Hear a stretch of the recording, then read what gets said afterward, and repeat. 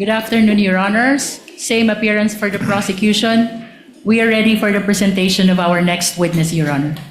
Appearances for the respondent. Good afternoon, Your Honors. Same appearance for the defense. May we know who on the part of the counsel, who among the panel of prosecutors or counsel from the panel of prosecutors will be presenting the witness?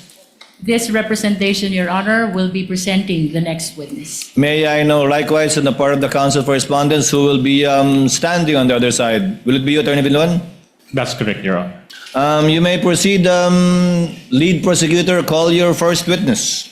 Your Honors, we are calling to the witness stand our next witness, the last witness for Article 4 threat, Attorney Melvin Matibag, the NBI Director. May we Before proceed? the lead prosecutor proceeds with their direct examination, the chair would like to address the witness regarding certain matters. Director Matibag, the chair would like to remind and admonish you on behalf of the impeachment court to kindly avoid statements pertaining to individual members of this impeachment court. Without prejudice to any investigation you're undertaking, you may do so, but without need of issuing statements that may impinge upon the independence and or integrity of the court or the individual senator judges. And for this reason, for your information as well, Attorney Director Matibag, these statements made by Senator Judge Alan Peter Cayetano and Senator Judge Pia Cayetano last July 15 pertaining to statements made by you and the video presented in the impeachment court shall be referred to the Senate as a legislative body and referred to the appropriate committee, specifically the Rules Committee, for its proper disposition and for the matter to be taken up thereat and not in this impeachment court. I hope you will hear and understand, Director Matibag, the Yes, reminder and the admonition of the chair. Yes, Your Honor. Thank you, Director Matibag. Lead prosecutor, the Honorable Luistro, you may proceed with your direct examination. Your Honor, we are offering the testimony of witness NBI Director, Attorney Melvin Matibag, to prove the following. 1. Siya ang kasalukuyang direktor ng National Bureau of Investigation. 2. Matapos siyang italaga bilang direktor, may binuo siyang special task force para magsagawa ng investigasyon sa patuloy na mga pagbabanta sa buhay ng Pangulo. 3. May karagdagang investigasyon na isinagawa ang special task force hinggil sa mga pagbabantang ginawa sa buhay ng Pangulo kasama ang pagbabanta ng Vice Presidente. 4. Ang pagbanta sa buhay ng Pangulo ay hindi lamang pagbanta sa kanyang buhay, kundi pagbanta sa pambansang seguridad. 5. Ang mga natuklasan at naging resulta ng Special Task Force mula sa karagdagang investigasyon.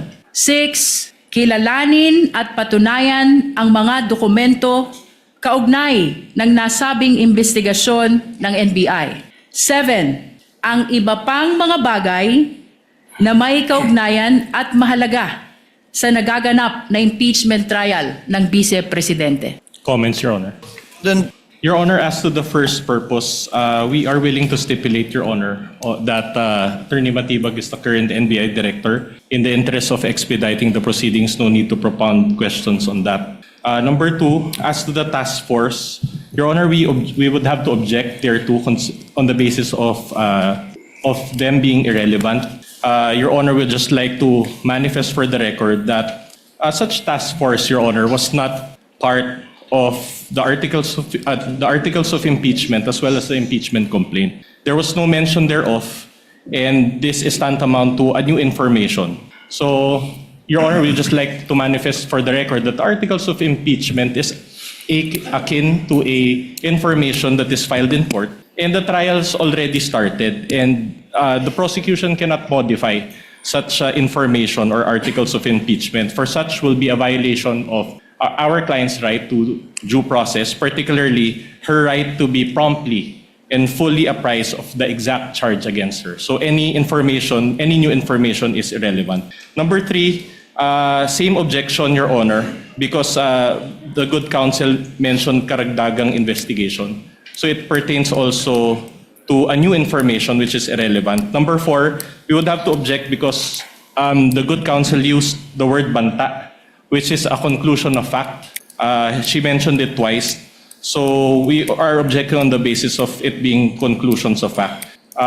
Number 5, as to the special task force, same objection, Your Honor, considering that, again, there was no mention of such information, new information in the articles of impeachment.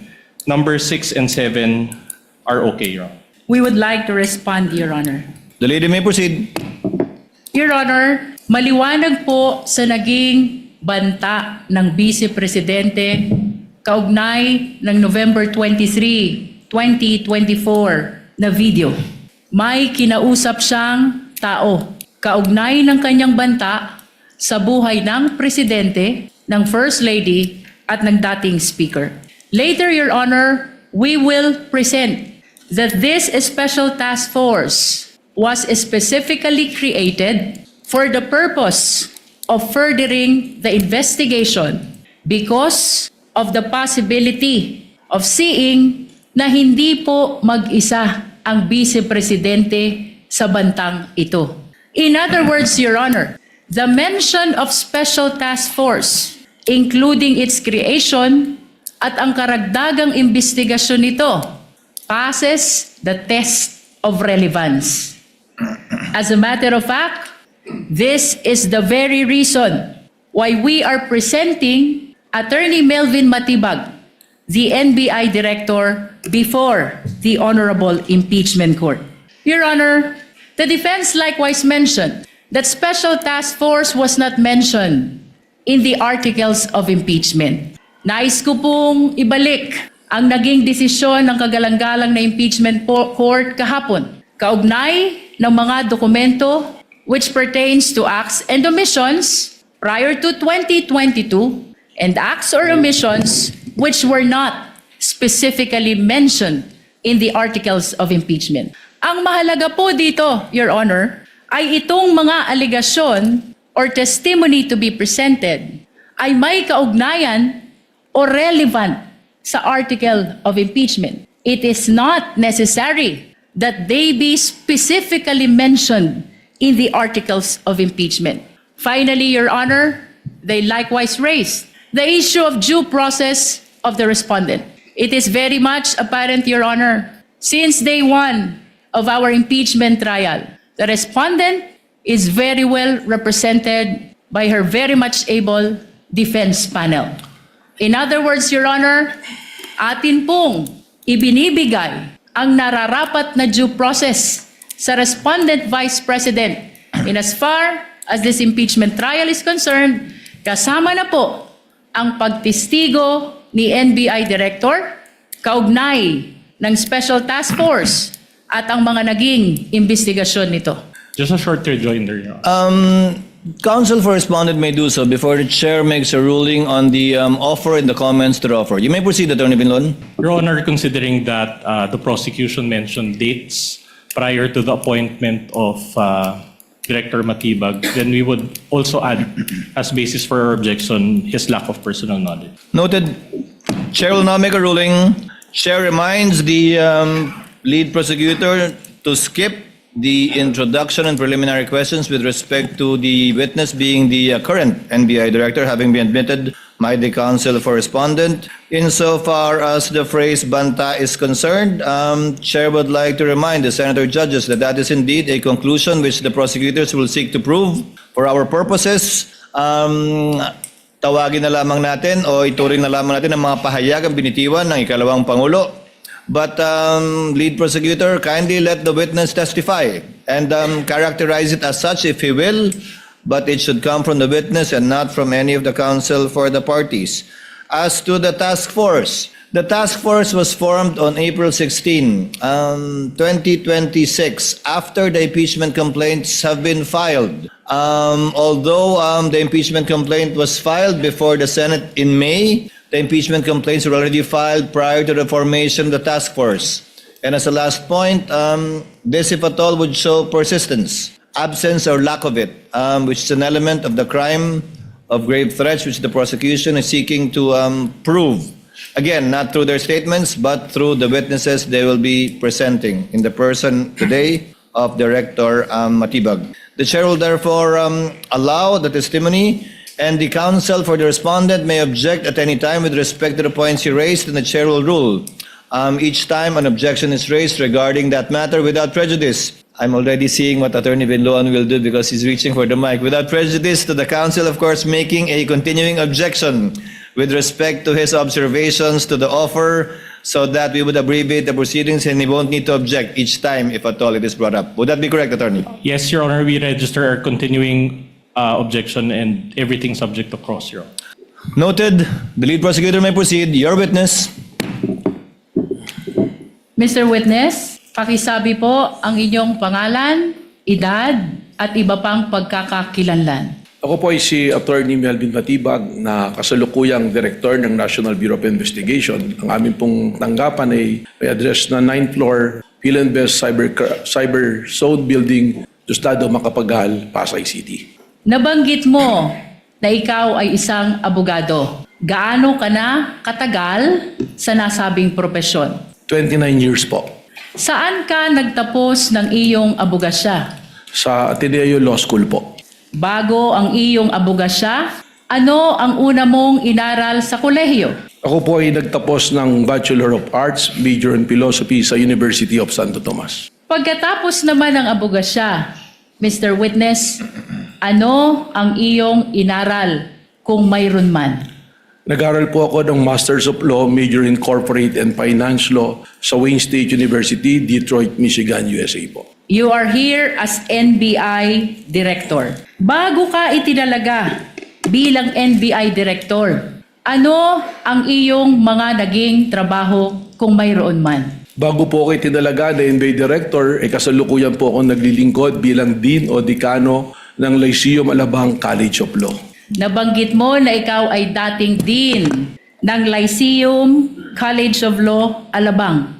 Bukod sa pagiging Dean, ano pa kung mayroon man ang iyong naging trabaho bagong iyong pagkatalaga bilang NBI Director?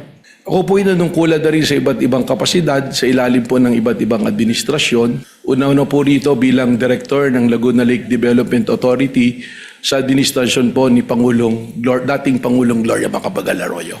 Nabanggit mo na ikaw ay naglingkod bilang Director ng Laguna Lake Development Authority panahon ng dating Pangulo, Gloria Macapagal Arroyo. Ano pa, Mr. Witness, kung mayroon man ang iyong naging trabaho bago ka itinalaga bilang NBI Director? Sa administrasyon po din ng dating Pangulong Gloria Macapagal Arroyo, ako rin po ay nanungkulan bilang General Manager ng Manila International Airport Authority at sa administrasyon din po ng dating Pangulong Rodrigo Roa Duterte, ako rin po ay nanungkulan sa iba't ibang kapasidad po. Nabanggit mo na sa ilalim ng administrasyon ni Pangulong Duterte, nanungkulan ka rin sa gobyerno. Ano itong mga posisyon mo sa gobyerno na iyong nabanggit? Objection, Your Honor. Relevance. Your Honor, may I Counsel respond? may answer. Counsel may respond, The rather. prosecution, Your Honor, is establishing the competence of the witness, the qualification as an official of the government. We are establishing, Your Honor, that he is loyal to his duty regardless of the principal he is serving. Wind up with your preliminaries, counsel. Witness may answer. Objection overruled.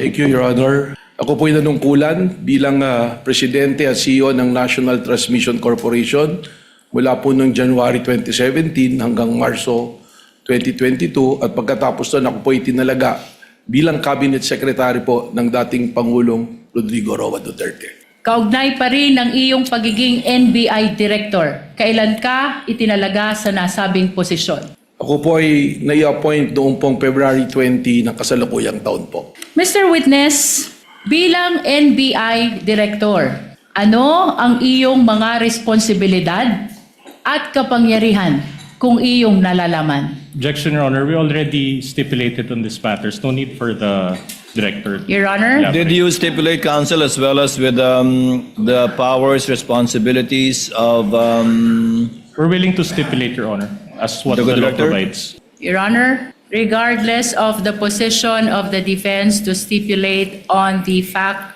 pertaining to the powers and responsibilities of the NBI director. It is the position of the prosecution that since this is a constitutional process, mahalaga po na marinig ng ating mga iginagalang na senator judges, ganun din ng mga kababayang nanonood, kung ano talaga ang responsibilidad at kapangyarihan ng isang NBI director.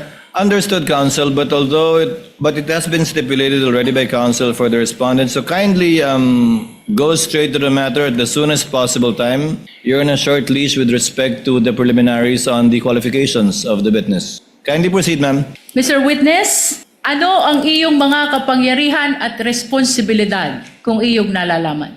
Ang kasama po dito sa aking mga responsibilidad, ang una-una na po, we are the primary investigating authority ng ating pong bansa. Kung kaya po, ito po ay aming mandato na mag-imbestiga sa anumang usapin o mga maaring krimen na pumapasok sa amin.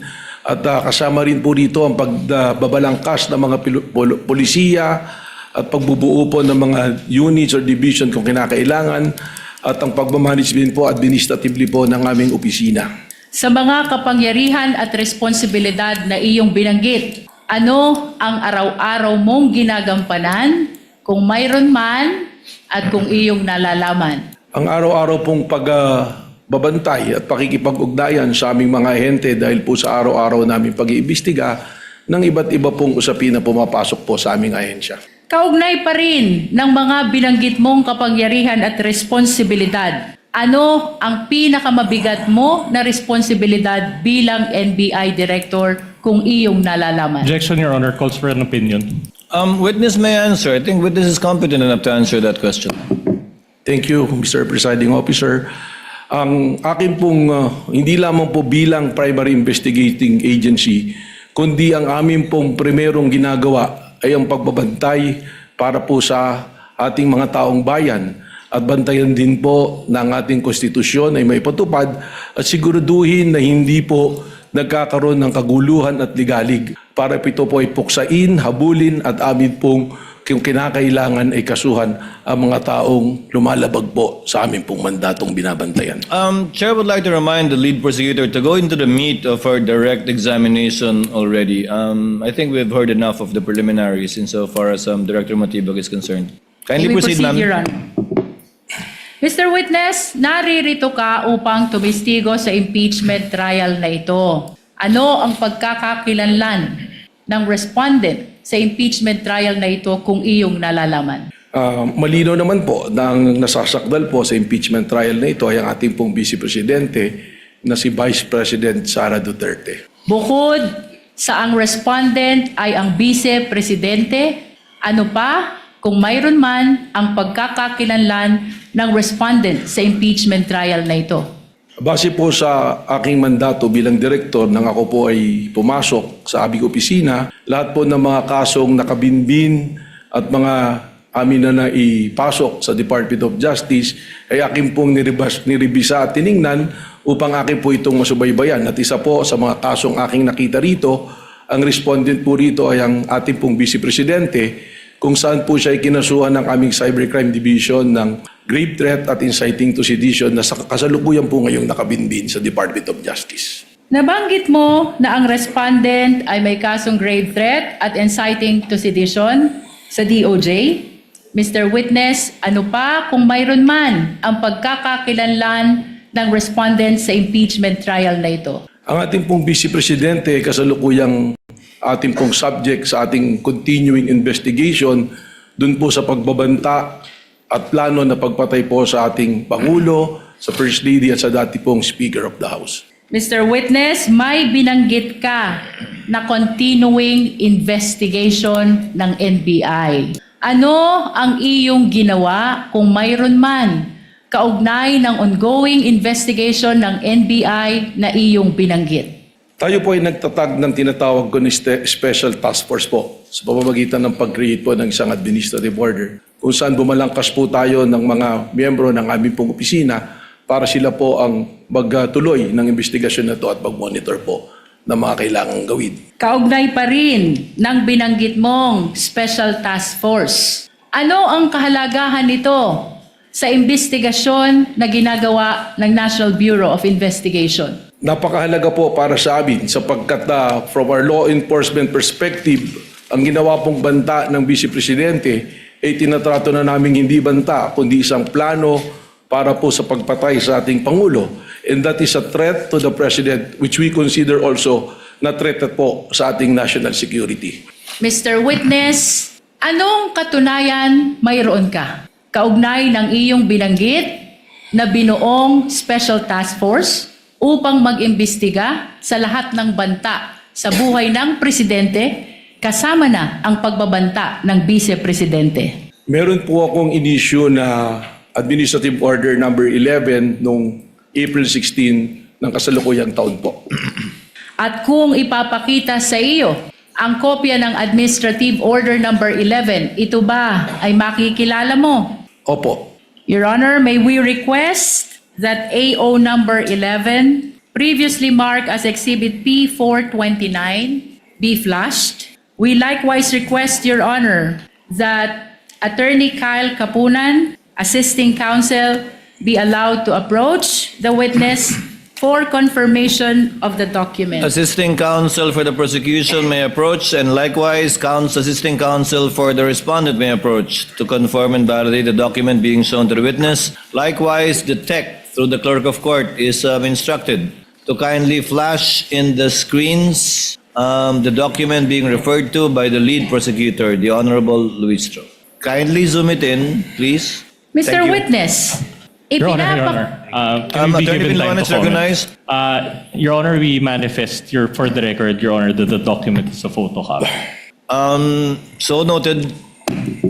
Thus, the lead prosecutor confirmed the observation of the counsel for respondents while we are awaiting, the respondent rather, Your Honor, while we are awaiting for their review of the document. Your Honor, after the confirmation of the document, the prosecution will be requesting for the transfer of marking to a certified true copy, Your Honor. At a later time. Yes, Your Honor. Noted. Counsel may proceed when she's ready.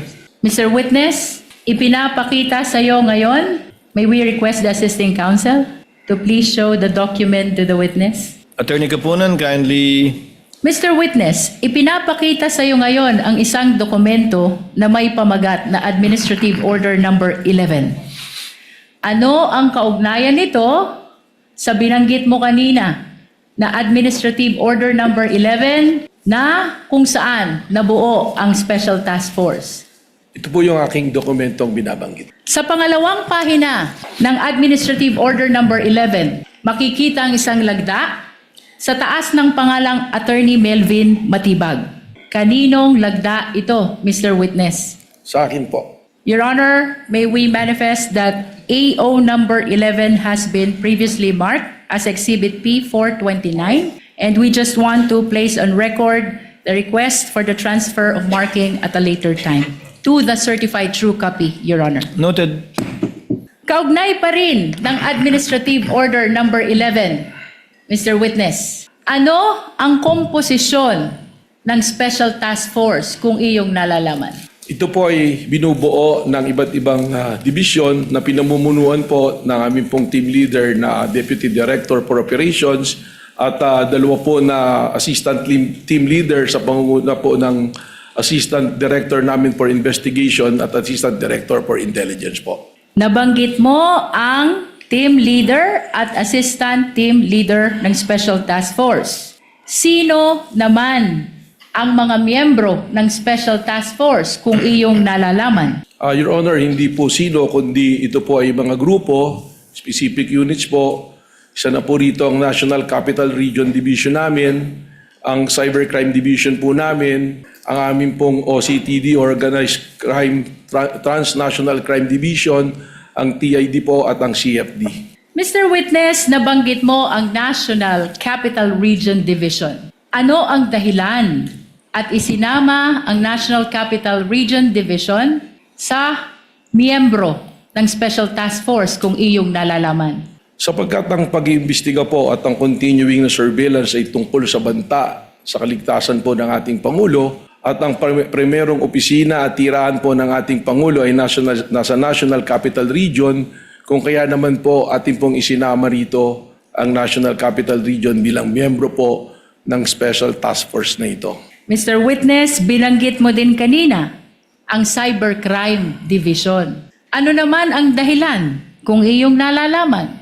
Bakit ginawang miyembro ng Special Task Force ang Cybercrime Division? Ang Cybercrime Division po ay kasama dito sa task force na ito sapagkat marami po ngayon na nabanta na pumapasok po sa ating Pangulo sa pamamagitan po paggamit ng social media platform at ang CCD po, sila po yung may karanasan at kaalaman po na sapat para bantayan po ang mga bantang papasok dito sa pang-araw-araw po. Mr. Witness, binanggit mo din ang Organized Transnational Crime Division.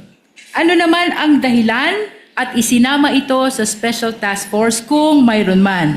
Hindi naman po lingid sa atin na ang ating Pangulo ay may mga pagkakataon na lumalabas ng ating bansa at nagbabiyahe na kung saan ay ating pa rin pong tungkulin na bantayan ang kanyang seguridad kahit siya ay nasa labas sa ating bansa. At ang ating pong Organized Transnational Crime Division, sila po yung merong ugnayan sa ating pong mga counterparts sa iba't ibang bansa upang ating pong maisiguro ang kaligtasan po ng ating pong Pangulo habang siya ay nasa labas ng ating bansa.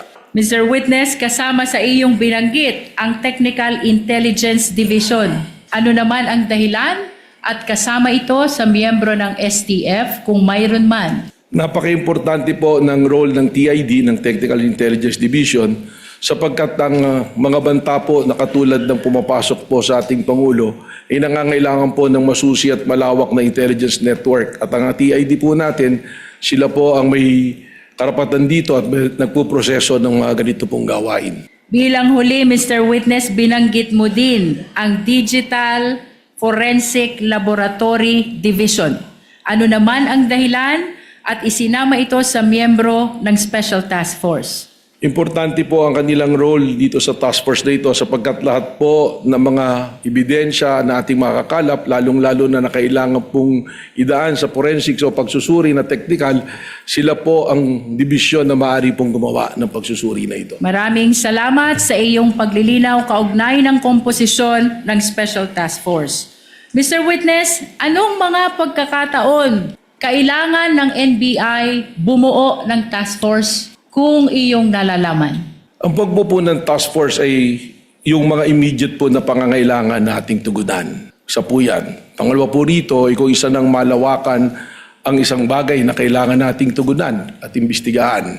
At ang task force din po, kaya po ganyan kalawak kung makikita ninyo, ay kung ang nasasakupan po nito ay hindi lamang iisang lugar. At yung pong mga seryosong banta, na katulad ng banta sa ating Pangulo, ganitong task force po ang pakiramdam namin na kinakailangan. Mr. Witness, balikan ko ang Special Task Force na iyong binuo. Kanina, ibinahagi mo ang komposisyon nito. Ano ang iyong partisipasyon bilang NBI Director kung meron man sa investigasyon ng Special Task Force? Nakasad po dyan sa administrative order na yan na ang patuloy na pakikipag-ugnayan po sa Office ng Director at patuloy na pag-uulat kung ano man po ang kanilang nakikita o namomonitor at lalong-lalo na po kung may specific po na kailangan kaagad matugunan ay dapat pong ipaalam sa opisina po ng Office ng Director. Balikan natin ang Special Task Force na binuo sa ilalim ng AO number 11, Mr. Witness. Ano ang nagtulak sa'yo kung mayroon man upang buuin ang Special Task Force na ito? Ang akin na po nabanggit, ang malinaw na banta at planong pagpatay po sa ating Pangulo na para sa amin po sa law enforcement, ito ay nag-transcend na sa banta po sa ating national security. Sapagkat anuman pong banta sa ating Pangulo ay banta sa seguridad ng ating bansa. Sapagkat ito'y magdudulot ng kaguluhan, ng ligalig at destabilisasyon po sa ating pong gobyerno at sa ating pong bansa. Nabanggit mo na ang banta sa buhay ng Pangulo ay banta na rin sa national security. Ano pa, Mr. Witness, kung mayroon man ang nagtulak sa'yo upang buuin ang Special Task Force na ito? May mga pangyayari po natin pong nasaksihan na nagpatunay na ang banta ay seryoso. Katunayan po, ang aming investigasyon ngayon ay tumawid na sa hindi banta, kundi isang plano talaga na patayin po ang ating Pangulo ng Pilipinas. Sapagkat doon po sa ating mga inobserbahan na tinatawag dating open source intel, manilaw po roon ng ating Vice Presidente sinabi mismo na siya ay kumausap na ng papatay at pumayag yung papatay na yan sa ating Pangulo ng Pilipinas. Mr. Witness, bukod sa iyong nabanggit kung saan may kinausap ang Vice Presidente na papatay sa Pangulo, ano pa, kung mayroon man, ang dahilan o nagtulak sa'yo upang buuin ang Special Task Force? Kung makikita po ninyo doon sa whereas clauses ng Administrative Order 11, ang nag-isa pong nagpatibay rito ay yung aming napanood na live broadcast po ng isang rally na tinatawag na Rage Coalition. If I remember it correctly, it's April 12 na nagsasalita ang mayor ng Davao City na si Mayor Sebastian Basti Duterte na sinabi niya na isang ulo lang naman ang kailangan namin at yan ay ang ulo ni Bongbong Marcos. Yan po ay aming isinama sa aming factor upang buuin po itong ating Administrative Order number 11. May nabanggit ka na Rage Coalition Rally noong April 12, 2026. Ano itong insidenteng ito, Mr. Objection, Your Witness? Honor, relevance. We ask for the relevance, Your Honor. Part of the witness's narration, counsel, you're on a short leash again, kindly connected to this case. Your Honor, this Witness may answer. Dito po sa rally na ito ay nakita natin doon pa lang pa sa pangalan na sinasabing rage, ito po ay may interpretasyon base sa aming law enforcement experience na pag sinabing rage, galit, puot. At ang mga personalidad po na dumalo rito ay makikita nating mga personalidad na kilalang tumutuligsa at naglalabas ng destabilisasyon po sa atin pong gobyerno ngayon. Makikita po natin ang presence ng iba't ibang personalities dyan na consistent na nagdudulot ng ligalig po sa atin pong bansa. Mr. Witness, kung ipapakita sa iyo itong videong ito ba'y makikilala mo? Opo. Anong partikular na bahagi ng videong ito ang tumutukoy sa iyong sinabi kung saan may binanggit si Mayor Sebastian Duterte? Mr. Presiding, we be allowed Objection, to Your check Honor. on the timestamp. Let's listen to the counsel's objection first. Attorney Vinluan, what is your objection? Again, irrelevant, Your Honor. Same ruling. Counsel, go to it directly, and I hope you will connect and make the connection between this video and the matter at hand. Yes, Director Matibag, you may proceed to open the US.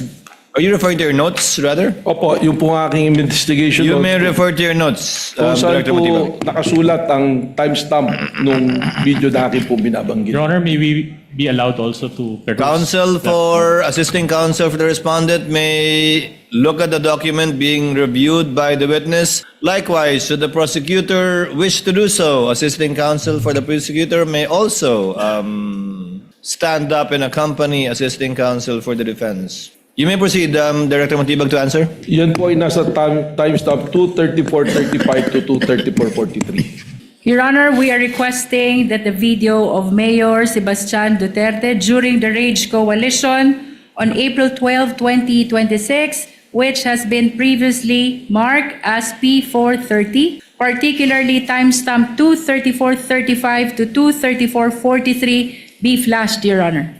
The tech is directed to kindly play the timestamps mentioned. May I request assisting counsel from the defense to kindly witness the breaking. Is the USB sealed, counsel? Has I the believe, seal Your been Honor. broken? Witness is instructed to break the seal while being witnessed by assisting counsel for both parties before it is presented to the tech for it to be played. While the witness is breaking the seal and giving it rather to the counsel for the prosecutor and assisting counsel for the respondent, Chair would like to make a manifestation with respect to the proceedings. Earlier, the Chair intimated to some senator judges, as far as practicable, to make their interjections and interventions after the party shall have examined the witness, both direct, cross, redirect, and recross, if any. unless the matter is of urgent administrative or procedural concern, in which case it may be brought up even before the examination of the witness by the parties. But as far as practicable, let us allow the parties to finish the examination of the witnesses by themselves, because this is more of a trial really than merely seeking clarificatory questions when the counsels can elicit that from the witness anyway. Yes, are we ready to play the video? Tama na yan. That's okay. Isang ulo lang naman ang kailangan namin. Ang ulo ni Bongbong Marcos! Mr. Witness, napanood mo ang video. Ano ang kaugnayan ng video na ito sa insidente ng Rage Coalition na tinukoy mo kanina? Yan po yung aking tinutukoy na video. Ano ang partikular na sinabi ni Mayor Sebastian Duterte sa nasabing insidente kung iyong naaalala? Sinabi po niya na isang ulo lang naman ang kailangan namin, ang ulo ni Bongbong Marcos. Mr. Witness, ano ang kahalagahan ng insidenteng ito sa Rage Coalition sa investigasyon na ginagawa ng Special Task Force kaugnay ng banta ng Vice Presidente sa buhay ng Presidente? Objection, Your Honor. Up to now, the prosecution has not established the relevance of these incidents to the matter at hand, Your Honor. Your Honor, I'm We're in the objecting on the basis process. of irrelevance, Your Honor. I'm in the process of establishing the relevance already, Your Honor. Counsel, kindly do so as best you can with the shortest possible time. I will allow it. Yung pong video na yan ay amin pong naikumpara sa mga naging pahayag ng ating Vice Presidente na kung saan meron din po kaming bidyong binalikan na ang ating Vice Presidente ay nagre-refer din po sa pagtanggal ng ulo ng ating pong Presidente. Kung kaya't nakita namin po ang pagkakahambing ng statement po ng ating pong Mayor at ng Vice President Sara Duterte. Mr. Witness, binanggit mo ang isang insidente kung saan sinabi ng Vice Presidente gusto tanggalin ang ulo ng Presidente. Ano itong insidenteng ito kung iyong nalalaman? Sa aking pong recollection sa iyong pag-iimbestiga, ito po yung kanyang press conference noong October 18 ng 2024 kung saan sinabi niya gusto kong tanggalin ang ulo niya ba? At sinabi rin po niya nga imagine cutting his head. So yan po ang binabanggit ko na video. Kaugnay ng sinabi niya na gusto ko tanggalin yung ulo niya ba? Anong partikular na bahagi ng binanggit mo na video ang tumutukoy sa sinabing ito ng Vice Presidente? Mr. Presiding Officer, respectfully, with your permission, for the timestamp, I want to refer to my Witness is allowed to refer to his notes Salamat with the po. assistance and within the view of the counsel, assisting counsel for the respondent and the prosecution if they so desire. Your Honor, can we ask permission to scan the whole notebook, Your Honor? Or at least the salient portions of the notebook, Your Honor. To look at it, to scan it, to see that baka may mga nakasulat na iba dyan na wala nang kinalaman. Just to confirm that it is indeed his notes with respect. What is the book you are referring to or notebook you're referring to, Attorney Matibag? Mr. Presiding Officer, actually, diary ko po ito at saka notes Combination. So kung makikita naman po, wala pa noon, iba't iba pong nakasulat dito. May mga personal po, may mga usapin. Ito lamang pong notes ko na to, nakatuon dun sa date kung saan po nagkaroon na ng investigation po yung Administrative Order number 11. Then just the salient portions, Your Honor. Your Honor, just for the record, we would like to invoke the right of the witness to refer to his notes because that note pertains to investigation notes which were prepared, done, written at the time of the investigation, Your Honor. That is to refresh his memory, Your No, Honor. the presiding officer already allowed it. Counsel for the respondent, your assisting counsel is there. Without necessarily scanning the whole notebook which might contain other confidential or perhaps personal information, he may observe what the witness is referring to and you may make your observations known to the record should he observe something out of the ordinary. Witness may answer. Ang timestamp po dun sa sinabi kong gusto kong tanggalin yung ulo niya ba is from 1:35:57 to 1:36:10 po. Your Honor, may we request that the video of the Vice President on October 18, 2024, during her press conference, previously marked as P411, particularly timestamp 13557 to 13610, be played, Your Honor. Has the USB seal been broken by the witness? If not, witness is instructed to kindly break the seal of the marked evidence in full view of the assisting counsels for the parties. Thereafter, for the USB to be brought to the tech booth, and the clerk of court is instructed to have it played with respect to the identified timestamps of Director Matibag. Gusto ko tanggalin yung ulo niya ba? Mr. Yan Witness, yung toxic na- napanood mo ang video. The video is still playing, I believe, lead prosecutor. Unless you want it cut already. It may be cut, Your Honor. I'm sorry? Do you It want? may be cut, Your Honor. Okay. The timestamp is only 13557 to 13610. Mr. Witness, napanood mo ang video? Ano ang kaugnayan nito sa insidenteng tinukoy mo kanina kung saan sinabi ng Vice Presidente, gusto kong tanggalin ang ulo niya ba? That is the same video that I was referring to. Kanina, Mr. Witness, binanggit mo din na may sinabi ang Vice Presidente, I imagine myself cutting his head. Anong partikular na bahagi naman ng video na iyong tinukoy ang tumutukoy sa sinabing ito ng Vice Presidente kung iyong nalalaman? Again, Mr. Presiding Officer may be allowed to look for the... Witness may do so. Thank you po. Timestamp 136.52 po to timestamp 136.58. Your Honor, may we request that the same video be played, particularly timestamp 136.52 to 136.58. Pertaining to the same exhibit, counsel. Yes, Your Honor. Same exhibit P411. Tech is instructed through the clerk of court to kindly play the video. myself cutting his head. Mr. Witness, napanood mo ang video. Ano ang kaugnayan nito sa insidenteng tinukoy mo kanina kung saan sinabi ng Vice Presidente, I imagine myself cutting his head. Yan din po yung video ang aking tinutukoy. Mr. Witness, kanina ay binanggit mo ang insidente ng Mayor Sebastian Duterte. Kaninong ulo ang kailangan nila kung iyong nalalaman? Objection asked and answered, Your Honor. Asked and answered. Move on, counsel. Binanggit mo din ang video ni Vice President Sara Duterte. Mr. Witness, kaninong ulo ang gustong tanggalin? Objection asked and answered, Your Honor. Move on, counsel. Asked and answered. The court understands and knows who said the vice president was referring to in that video. Thank you, Your Honor. We will proceed. Ano ang obserbasyon mo dito sa video ni Mayor Sebastian Duterte at sa video ni Vice President Sara Duterte kaugnay ng investigasyon ng Special Task Force kung mayroon man? Objection vague, Your Honor. Ano ang obserbasyon mo? Kindly be more specific, counsel. Although the witness is competent, kindly be more specific so that the witness can more intelligently answer the question. Mr. Witness, anong koneksyon kung mayroon man ang video ni Mayor Sebastian Duterte at ang video ni Vice President Sara Duterte sa kasalukuyang investigasyon ng Special Task Force? Objection, kung Your mayroon Honor. man Objection, at Your kung Honor. iyong nalalaman. Objection, Your Honor. Still vague and asked and answered. Witness may answer if he knows so that we can move on. Director Matibag, kindly respond. Salamat po. Kapansin-pansin po na makikita natin na nanggagaling sa isang pamilya ang pagbabanta sa ating Pangulo at parehas na nag-refer sa ulo ng Pangulo.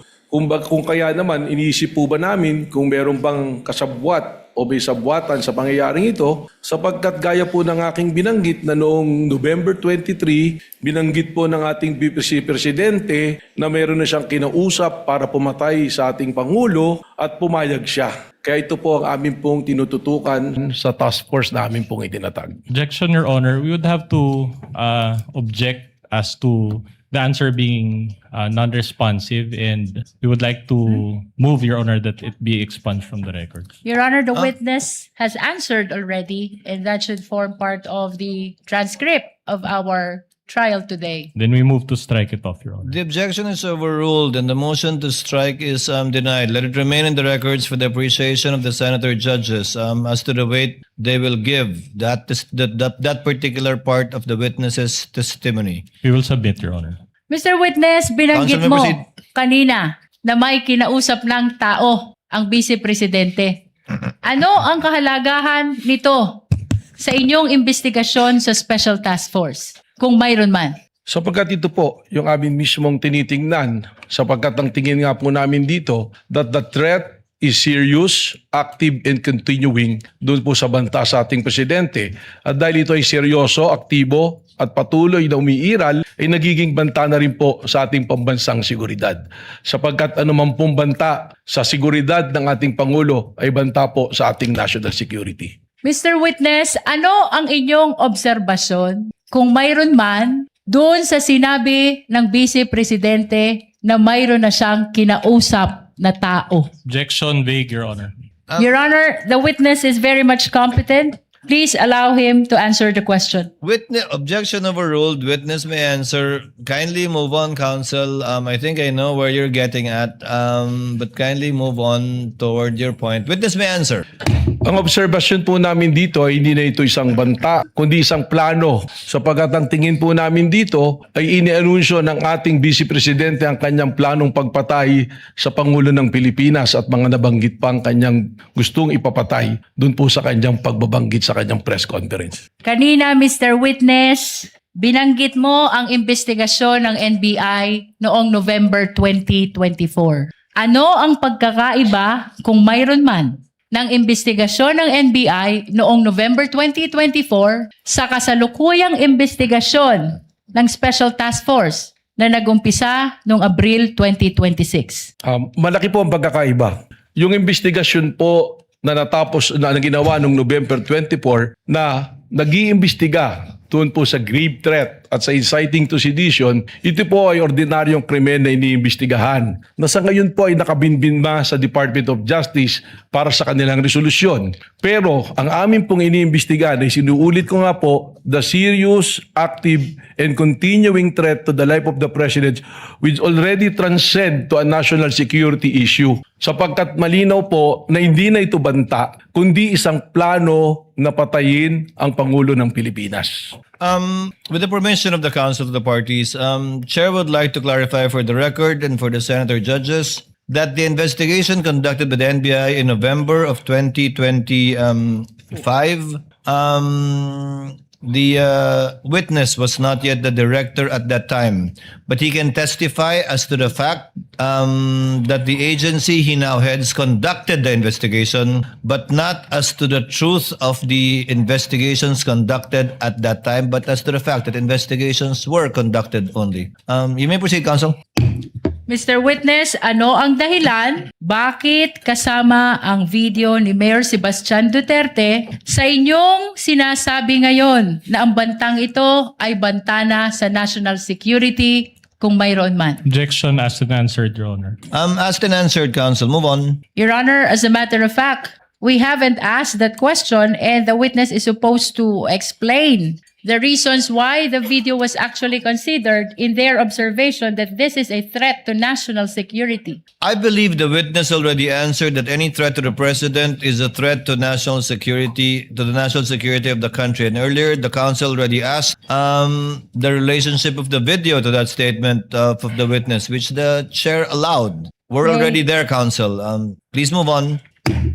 Bilang karagdagan, Mr. Witness, sa iyong binanggit na issue ng national security, kaugnay ng video ni Mayor Sebastian Duterte, ano pa ang dahilan, kung mayroon man, kung bakit isinama siya sa pagsusuri ng Special Task Force? Sapagkat dito lang nga po na makikita ng naging pagbabanta ng ating Vice President ay nagkaroon po ng tinatawag natin na epekto. It is a kinetic force na kung saan yung mga nakarinig ng kanyang pagbabanta ay gumagaya na rin at nagbabanta. Lalong-lalo na sila ay nabibilang sa isang pamilya. That is the very purpose of the task force, to monitor all those threats na lumalabas po ngayon at sa araw-araw nga, meron po tayong nakikitang threat sa social media, sa mga pahayag po during the mga rallies, ay tuloy-tuloy po nabanta sa ating pong Pangulo na umaabot na po nagbabanta sa ating national security. Binanggit mo ang kinetic force. Anong ibig sabihin nito, Mr. Witness? Na yung kanila pong aksyon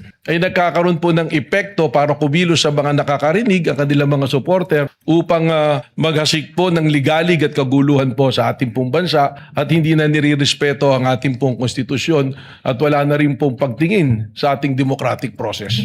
Ano pa ang dahilan kung meron man? Bakit isinama sa pagsusuri ang video ni Mayor Sebastian Duterte kaugnay ng Rage Coalition Rally? Yung Objection presensya, has been answered, Your Honor. Witness may answer. yung proseso po namin na yan, doon po namin nakita na sinasabi ko nga, yung mga participants dito, yung po mga kilala na mga tao na nagdudulot ng ligalig at pagtutol sa demokrasya po natin. At nandiron din po yung broadcast na yan, napakarami pong naabot na tao, nasa 600,000 plus po yung live broadcast niyan. Doon na po papasok yung tinatawag ko nga kanina na sinabi kong kinetic force na maaaring magkaroon po ng reaksyon ng mga taong nanonood na ito na hindi po maganda at makagugulo po sa pag-promote po natin ng law and order na primero po nagawain po dapat ng National Bureau of Investigation. Binanggit mo na may mga kilalang personalidad na nakibahagi sa Rage Coalition Rally. Sino-sino itong mga ito? Objection, Your Honor, irrelevant. Witness may answer. Makita po natin doon, may mga senador din po na nandoon. Nandoon din po si Mike Defensor at nandoon po ang mga haligi po ng PDP Laban na akin po mga kakilala. Nandoon din po ang mga iba't ibang leader sa iba't ibang rehiyon na akin na pong nakasama noon nung ako'y miyembro pa ng PDP Laban. Mr. Witness, ano ang ibig sabihin ng rage kung iyong nalalaman? Objection, Your Honor, irrelevant. I think counsel has already made the connection between the rage, the statements of Mayor Baste, and the statements of the respondent. Witness may answer. Sa Tagalog po niyan ay galit o puot. Yun po. Wala pong acronym yon, Director Matibag. Hindi po kasi tumutugma doon sa acronym nila dahil yung acronym nila Reform Alliance for Good Governance. So hindi po RAGE eh. So medyo malayo po. May procedure, Counsel may proceed. Nabanggit mo din, Mr. Witness, na maraming nanood ng videong ito. Ilan ang nanood ng videong ito kung iyong nalalaman? Sa live broadcast po, lumabas po na nasa 600,000. At ano ang kahalagahan na 691,000 ang nanood sa live broadcast ng videong ito kung mayroon man? Again, ganoon na po kalawak yung nakikita natin na resulta ng pag-asik po ng ligalig po at pagbabanta po sa kayusan, pati na rin po sa seguridad ng ating Pangulo. Mr. Witness, kanina binanggit mo ang pagkakaiba ng naunang investigasyon ng NBI sa kasalukuyang investigasyon ng Special Task Force ng NBI. Ngayon, ano naman ang ginawa ng NBI sa pagitan ng unang investigasyon kung saan na-file ang kasong grave threat at inciting to sedition sa DOJ, February 2025, sa kasalukuyang investigasyon ng Special Task Force na inumpisahan nung buuin ang STF April 2026, kung mayroon man. Ang sa pagkaalam ko Counsel, po, you mean April 16, 2026. That's the, you're referring to AO11. Yes, Your Honor. Witness may answer.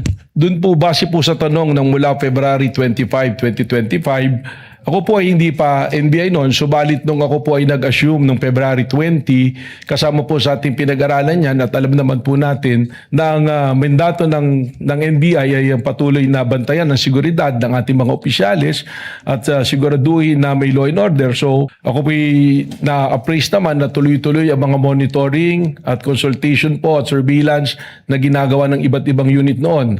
Ngayon, nung ako naman po ay pumasok bilang NBI Director at atin pong pinag-aralan yung mga kaso, noong April 16 nga po, itinatag na po natin ang task force na ito upang po matutukan ang mga issue na akin na nga pong nabanggit. Mr. Witness, maraming salamat sa iyong paglilinaw, kaugnay ng nauna at ng kasalukuyang investigasyon ng NBI. Kaugnay pa rin ng Special Task Force, ano ang iyong naging direktiba kung mayroon man? Kaugnay ng video ni Mayor Sebastian Duterte noong April 12, 2026. Akin pong ipinag-utos to the task force na may authenticate at may preserve itong video ito sapagkat amin pong iniisip na ito'y magiging material sa amin pong pag-iimbestiga at sa darating po na panahon na amin po itong gagamitin. Mr. Witness, sino ang iyong inutusan upang ma-preserve at ma-authenticate ang video ni Mayor Sebastian Duterte na tinukoy mo? Ito po ay aming naitoka kay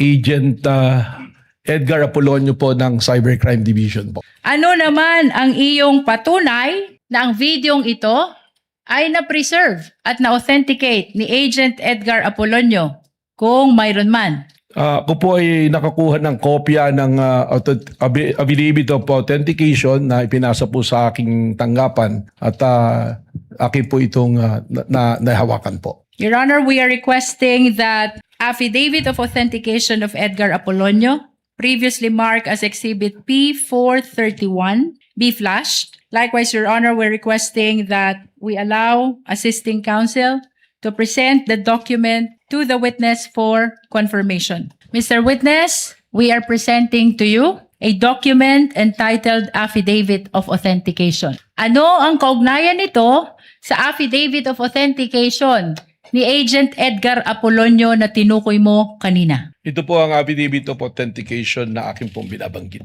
We manifest, Your Honor, that the same has been previously marked as Exhibit P431. Sa pahina 2, makikita isang lagda sa ibabaw ng pangalang Agent Edgar Apolonio. Mr. Witness, kaninong lagda iyan kung iyong nalalaman? Kay Agent Edgar Apolonio. Mr. Witness, paano mo nalaman na ang lagdang iyan ay lagda ni Agent Edgar Apolonio? Nung po ito'y sinumite sa aking opisina, siya po ay aking ipinatawag at tinanong ko kung siya ang gumawa at kung lagda niya po ito. Bukod po doon ay marami na po akong naiutos na ipa-authenticate sa kanya at iba pang dokumento na siya po ang lumalagda kung saan nagkaroon na po ako ng familiarity doon sa kanya pong mga lagda. Maraming salamat sa iyong paglilinaw. Ngayon ay puntahan natin ang investigasyon ng Special Task Force sa banta ng Vice Presidente sa buhay ng Presidente. Ano ang mga ginamit niyong batayan, kung mayroon man, sa inyong pag-iimbestiga sa Special Task Force sa banta ng Vice Presidente sa buhay ng Presidente?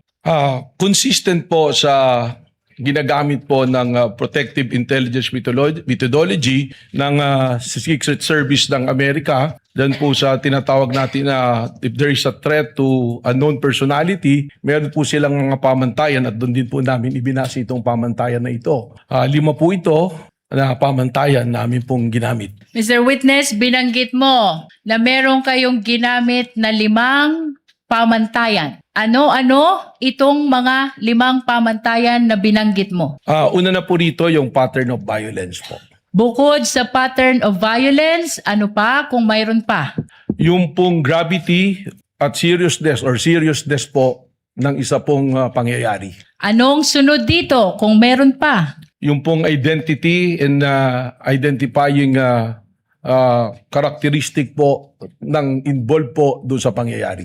Bukod sa identity, ano pa, Mr. Witness, kung mayroon man? Ang isa po rito ay yung kakayanan po at kapasidad po ng nabanggit po na subject. At bukod sa 4 na iyong nabanggit, ano pa ang inyong ginamit na batayan kaugnay ng investigasyon na ito? Yung pong tinatawag na motive o motibo at intent po ng personality po. Mr. Witness, balikan natin ang pattern of violence na una mong binanggit kanina. Ano ang inyong sinuri, kung mayroon man, kaugnay ng pattern of violence ng Vice Presidente? Sa tulong po ng amin pong Special Task Force ay amin pong binalikan ang mga pangyayari na yan naman po ay lumabas na tinatawag namin sa media ng mga open source intel namin.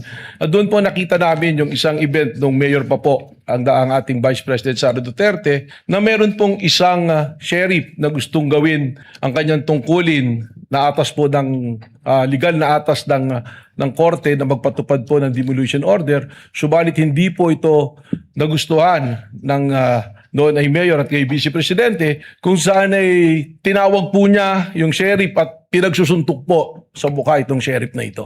Mr. Witness, binanggit mo ang isang insidente ng sheriff na pinagsusuntok sa mukha. May ipapakita ako sa iyong video. Noong July 2011, habang nakaupong mayor ng Davao City, sinapak ni Vice President Sara Duterte ang isang court sheriff. Ito ba ang insidenteng tinutukoy mo? Tama po, yan po. Bukod sa insidente ng sheriff na sinuntok ng Vice Presidente, ano pa kung mayroon man ang inyong sinuri kaugnay ng pattern of violence ng Vice Presidente? As part of our investigation, kami po ay nakakakuha ng mga dokumento related po dito sa aming inimbestigan kung saan we got hold of a affidavit of ito pong dating police ni si Arturo Las Canas na self-confessed member ng DDS na kung saan doon po sa kanyang affidavit na yan ay atin pong nakita at inilalarawan po at sinasabi nitong ni Arturo Las Canas na ang Vice Presidente mismo ay kasama doon sa Oplan Tokhang, isa sa mga arkitekto ng Oplan Tokhang. At dito rin po niya sinabi na instead na barilin at patayin para hindi nalalaman ng media, ay kidnapin na lamang yung mga subject po, mga shabu users o kaya yung pong ibang gumagawa ng krimen o nagtitinda ng droga at ibaw na lang po sa isang quarry. Na kung saan natagpuan po literal nitong Laod Quarry na mayroon pong mga biktima ng extrajudicial killings. Mr. Witness, nabanggit mo ang affidavit ni Arturo Las Cañas. Nasaan ang affidavit na tinutukoy mo? Objection, Your Honor. May we know the relevance of all these questions? Your Honor, we are establishing the pattern of violence. And this is very much relevant. Witness may answer. Sa pagkakalam ko po, ang affidavit na ito ay nakasumito po sa International Criminal Court na sasalukuyan po dumidinig ng kaso ng extrajudicial killings po. Kaugnay pa rin ng affidavit of Arturo Las Cañas. Nasaan ang kopya nito kung mayroon ka man? Meron po Objection, Your Honor. The witness is not competent to provide an answer on an affidavit that he did not execute. Your Honor, may I respond? Lead counsel may respond. Your Honor, this affidavit of Arturo Las Cañas can be considered as a declaration against interest. He's saying in the affidavit na siya ay hitman, na siya ay bahagi ng Davao Death Squad. And under the rules, Your Honor, this may be considered also even with respect to third party. And in this particular case, Your Honor, the Vice President, the respondent, is the third party. Just a rejoinder, Your Honor. Counsel for the respondent. Then we would have to object to that, Your Honor, because it will be Mr. Las Cañas, if at all, who has the personal knowledge. We're already going into the contents of such affidavit, and the witness is incompetent to testify on that. Chair will make a ruling.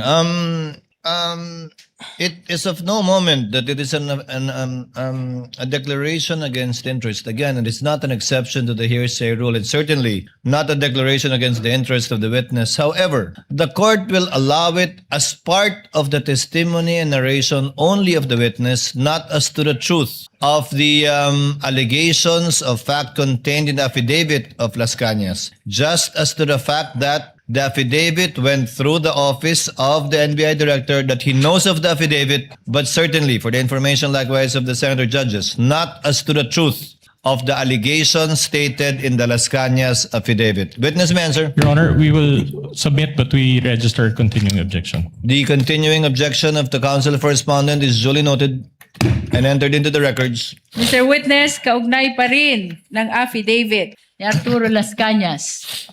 Nasaan ang kopya ng affidavit na ito? meron po akong CP. Counsel, witness already answered. He said it is in the ICC, I believe. Your Honor, I am pertaining to his actual copy. You may proceed, counsel. Witness may answer.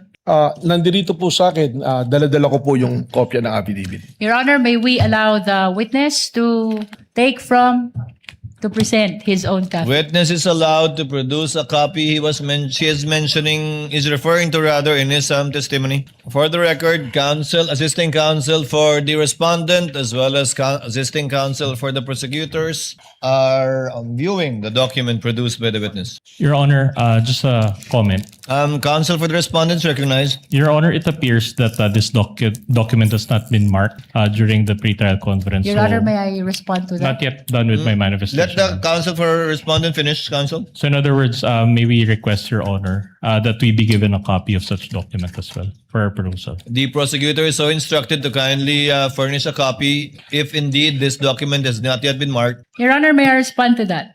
Counsel may respond. The affidavit of Arturo Las Cañas has been previously marked as P-2-10-1-W, Your Honor, for the prosecution. Then I stand corrected, Your Honor, but can we still request for a copy? Nevertheless, kindly give the counsel for respondents a copy. We submit, Your Honor. Counsels rather for respondent a copy. Thank you, counsel. But we make the manifestation, Your Honor, that such Counsel may proceed to make a manifestation. that such exhibit was indeed marked, but it was marked under Article 2, Your Honor, not Article 4. We confirm, Your Honor. Nevertheless, we maintain that this document has been marked during the pretrial conference, Your Honor. Duly noted. Mr. Witness, Just an additional comment, Your Honor. Counsel may proceed. It appears that the two documents are not the same in that the marked documents contains a page and attached thereto is an USB. However, the copy of Director Matibag does not contain that page, Your Honor. I'm sorry, counsel. It appears, Your Honor, that the two documents are not the same in What that two documents are you referring to? the marked exhibit and the set of documents from Director Matibag. With all due respect, Your Honor, the copy that was marked contains a page with annexes including a USB, and such page does not appear in the copy provided by Director Matibag.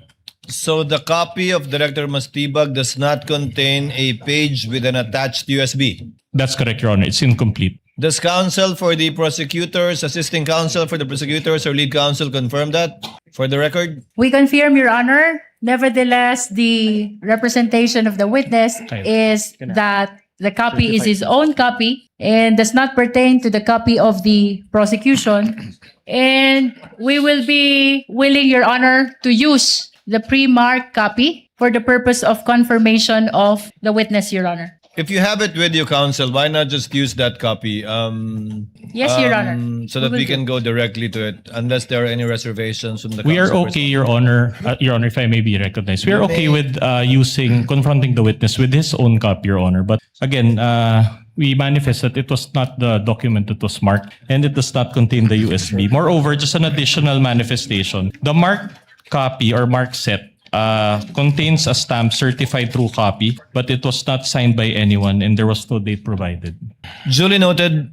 Again, this without prejudice to the counsel for the prosecutor, furnishing counsel for respondent with a copy of the exact document produced by Director Matibag for further comparison and or observation either during cross or future proceedings later on. We submit, Your Honor.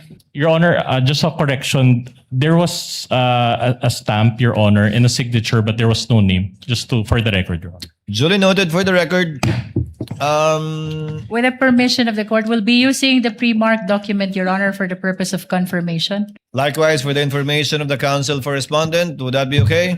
Then we take exception to that, Your Honor, because it was not the one that was identified by the witness in open court. What he identified was his own copy, and that copy does not contain any USB. So he does not have. He will be incompetent to testify on a pre-marked exhibit that he did not submit or participate in.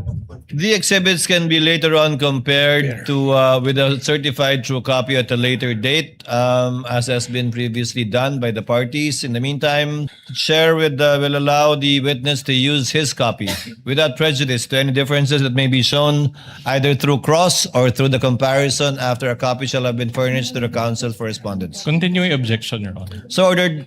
May Continuing we objection is confirm, noted. Your Honor, which copy we will be using for The counsel confirmation? produced by Director Matibag will be the one that will be used. Mr. For the meantime. Witness, kanina, binanggit mo ang Tokhang, Laod Quarry, at ang Vice Presidente. Saang partikular na bahagi ng affidavit ni Arturo Las Cañas na ipinapakita mo ngayon tumutukoy dito sa mga binanggit mo? Objection, Your Honor. Then that already goes into the contents of such affidavit. And since the witness is not the one who executed the affidavit, then he has no personal knowledge and incompetent to answer that question. Your Honor, may I respond? Moreover, the court already ruled, Your Honor. Counsel for the prosecutor may respond before the court rules on the objection. Your Honor, the witness is merely pointing to that pertinent portion of the affidavit. And later, Your Honor, for the record, we will just be asking him to read into the records. Just short Short rejoinder, Your Honor. Counsel for the respondent may give his rejoinder. Objection, the document will speak for itself.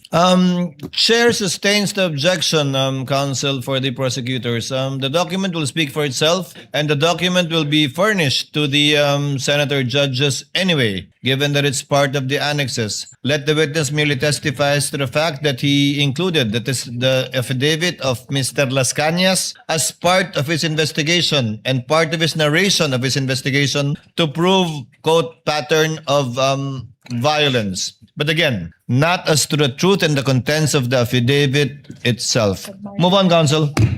With that, Your Honor, we will be requesting for the submarking of the pertinent portion of the affidavit of Arturo Las Cañas, the witness already referred to. Again, only as to tenor, but not as to the truth, counsel. For the record and for the information of the senator judges, you may do so. For purposes, Your Honor, of reference, which particular portion to be submarked, Your Honor? May we ask the witness to make reference or point which part of that affidavit he is referring to? In his investigation, counsel. Same objection, Your Honor. As part of his investigation, witness may answer. As part of our investigation, ang importante po para sa amin dito, in establishing the pattern of violence is yung paragraph 270 and paragraph 270B and paragraph 270D. For purposes of submarking, Your Honor, may we ask which particular part of paragraph 270 the witness first referred to? Your Honor, manifestation. Counsel for respondent may proceed. All right. Your Honor, this pertains to an affidavit of Arturo Las Cañas. And on page 186, Your Honor, of such affidavit, it appears that even the signature is not a wet signature. It's a printed copy. And there's a subscription and sworn to portion thereof. But it's not notarized at all. So this is a mere scrap of paper, Your Honor. Counsel, Your Honor, the document is being presented only to seek confirmation from the witness that he is referring to this particular document as part of the investigation of Special Task Force. We are not presenting it to prove the truthfulness of the contents of the affidavit. The question only, Your Honor, is whether or not this is the document that was part of the consideration of the Special Task Force in investigating on the threat by the President to the life of the Just President. a short Your Honor. rejoinder, Your Honor. counsel may give a rejoinder Then or we- additional manifestation. Then we will not allow this witness to build on the basis of a mere scrap of paper, Your Honor. Counsel, it was the counsel for respondent who chose to use this copy instead of the one previously marked. That I presume is either certified true or contains a more complete signature. Then I would have to clarify, Your Honor, that it is our position. Well, it's first of all, we are not in the position to choose for this witness. But in the event that they use this document, we manifest, Your Honor, upon perusal that such document is unsigned and unnotarized, Your Honor. This is an affidavit. So in other words, without the proper notarization and without the proper signature, then it is a mere scrap of paper. We cannot allow this witness to build his testimony based on this document. Your Honor, In fact, Your Honor, we request, Your Honor, that this court peruse also page 186 of such document. Before the court the presiding officer makes a ruling, Your Honor. the pre-marked document, is it notarized? Your Honor, may I raise a question to the witness so that he will answer and enlighten us on why the document is not notarized? You may, counsel. So you're admitting that it's not even Yes, your Your pre-marked Honor. copy is not notarized, whether we use that copy or this one. We admit to that, Your Honor. The witness will please explain why he is using in his investigation a document and/or affidavit that is not subscribed to or under oath. So it is not even an affidavit, but merely a statement. Alam niyo po, Your Honor, sa law enforcement po, meron po tayo mga tinatawag na open source intel. At ito po ay pinadala sa atin at atin pong susundan. At kaya nga po, ang aming pong investigasyon ay isang continuing investigation, open, continuing and active investigation, sapagkat ito bang ganitong dokumento ay amin ding ikukumpara pa. Subalit malaki po ang value ng mga itong bagay sa amin sapagkat ito po ang nagbibigay rin sa amin ng direksyon at mga leads upang amin pong magampanan ang aming pong tungkulin na mag-imbestiga. So for the second time and for the sake of clarity, and then for the information and guidance of the senator judges, the document being identified by the witness is unsigned, is not notarized, not under oath, and it is only as to the fact that they used this document in their investigation or as part of their investigation, but not as to the truth of the allegations contained in that unsubscribed document that was not made under oath. Also unsigned, Your Honor. Sorry. Unsigned. May Also I make unsigned a because there's a manifestation, Your Honor? signature, but it appears to be a photocopy, so it doesn't qualify as a signature. With the additional manifestation of the respondent, so noted, what is the manifestation of the counsel for the prosecutors? Your Honor, based on the ICC as relayed to us by our witness in the next article or in the last article that we will present, the ICC does not require notarization of document. Noted, but we are not the ICC counsel. Again, we're just placing on the record and for the record the factual situation concerning the document that the witness is testifying to for the information and guidance of the senator judges. Counsel for the panel of prosecutors may proceed. Mr. Witness, for purposes of submarking, can you read just a portion of paragraph 270, just for the guidance of the impeachment court?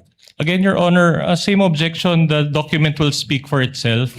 Best evidence of this statement is a document. Your Honor, we wanted As to be previously guided. ruled, the court will allow it. Again, given the limited consideration that the court will give this testimony of the witness and not as the truth of what he will read. Witness may answer. Paragraph 270, the years of 2012 to 2013 were the birth of Tokhang operations and the evil side of enforcement in Davao City by its author, the newly installed Davao City Police Office Director Colonel Ronald Bato de la Rosa. The operations were all cleared and approved by Mayors Inday Sara Zimmerman Duterte Carpio and Rodrigo Roa Duterte. Your Honor, we are requesting that the portion read by the witness be bracketed and marked as Exhibit P4-35. So ordered. Mr. Witness, what else is the pertinent portion of this affidavit that you are referring to? As mentioned earlier po, paragraph 270B. For the guidance of the impeachment court, kindly read for purposes of submarking only. While eating, Colonel Bato de la Rosa told me in Visayan dialect, why you summoned me, and I quote, Tur, short of Arturo, my first name. Nakaistorya mi ni Mayor Inday, referring to Davao City Mayor Inday Sara C. Duterte Carpio, party sa atwang Tokhang operation. As part of our Tokhang operation, ang order ni Mayor Inday sa akon, nag-ilaylo sa nato ang pusil, killing through shooting. Sa atwang mga target persons, shabu users and pushers and other criminal elements in Davao City. Kaysa mukan siya media, magsige o pagunta na, pud, kidnapa, abdak na lang ninyo ang inyong target, unya, ilubong sa quarry, laod quarry. Para missing lang kay okay si Mayor Inday sa ana paagi. I talked to Mayor Inday as part of our Tokhang operation. She ordered us to lay low our killings through gun shooting because the media is asking too much. Just kidnap targets, then bury them in the quarry so they would go missing. She is okay with that way. To which I answer, yes sir, sultian na ko ako ang grupo. I'll inform my group. Colonel Bato de la Rosa instructed me, i-inform Tur kung naamoy maabdak na target nyo. Inform me Tur whenever you are kidnap a target. Your Honor, we are requesting that that pertinent portion read by the witness be bracketed and marked as Exhibit P4-35A.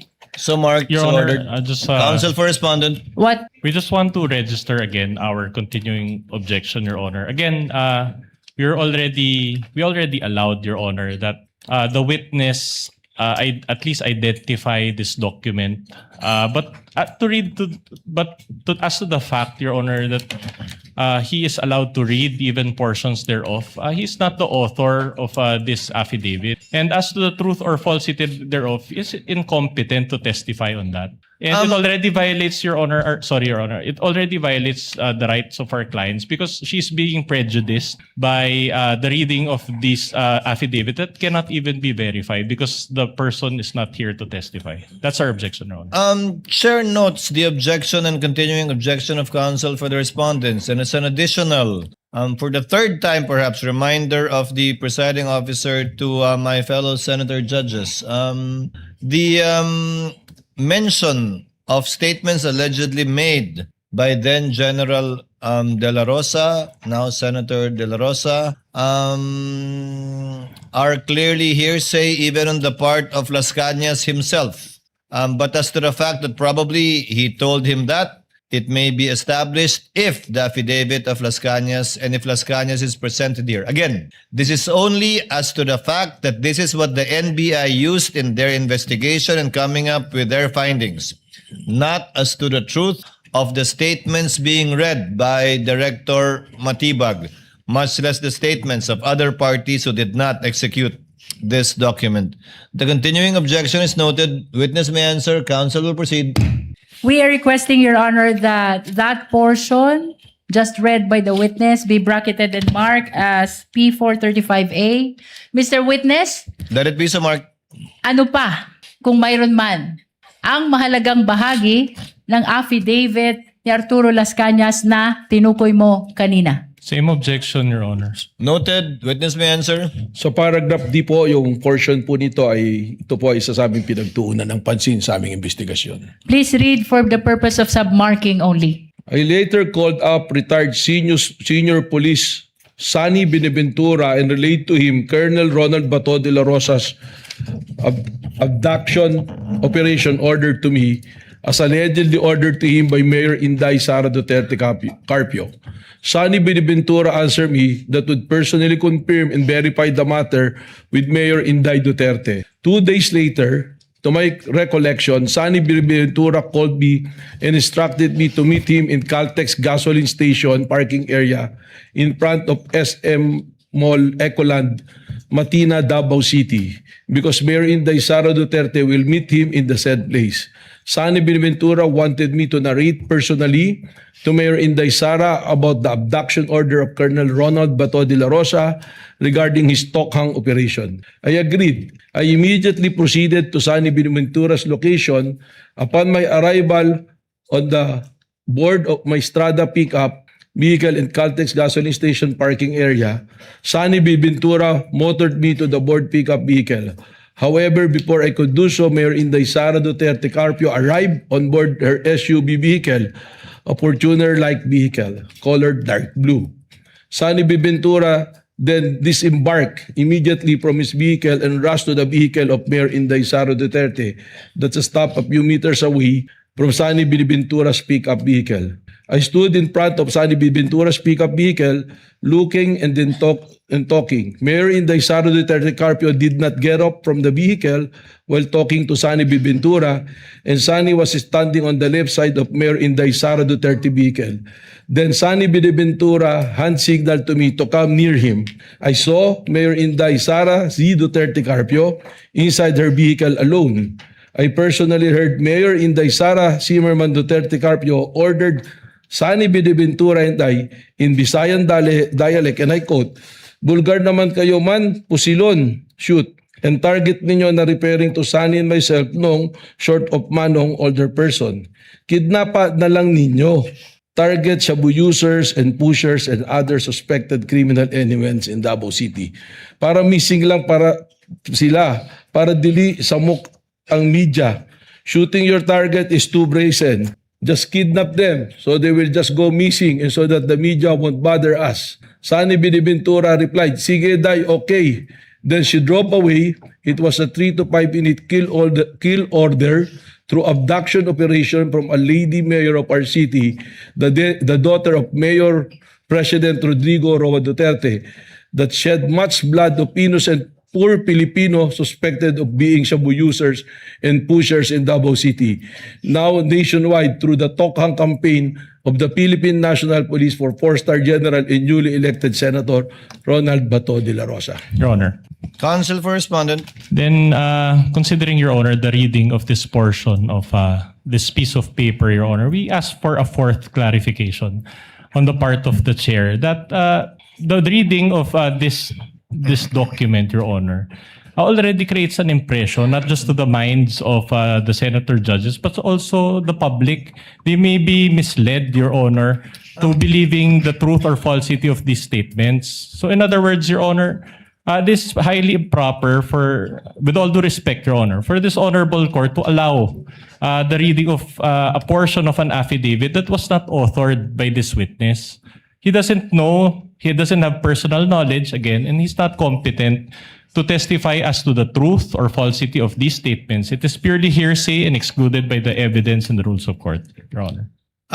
The chair is inclined at this point to already agree with counsel for respondent. Chair will cut short any further identifications of the witness in regard to this affidavit. I think you have sufficiently established, counsel, May I the comment, Your Honor? so-called pattern of violence that you sought to establish in the investigation of the NBI regarding the so-called grave threats that they are investigating. But the chair will nevertheless remind again the senator judges, as requested by counsel for the respondents, that this is only as to the fact that Las Cañas executed a document that they used in their open source investigation, not as to the truth of what was read. It was only identified for easy identification by the senator judges, subject to that limited understanding.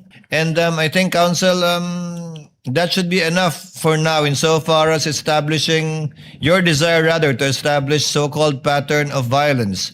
Kindly move on already to the other grounds for investigation. Just one last manifestation. Counsel for Your Honor. respondent is recognized. Well, in that case, Your Honor, with all due respect again, then it is like we believe certain portions of the statements as read by this witness because we are already mentioning about a pattern. So in other words, Your Honor, we give credence, Your Honor, or value to the statements that were read, which is highly improper, and we would like to object to that, Your Honor. We May I did not respond, give Your credence to it, counsel. We merely allowed the witness to testify as to the evidence he used and or considered in his investigation, which actually has not yet borne fruit unless he will testify to the contrary later on.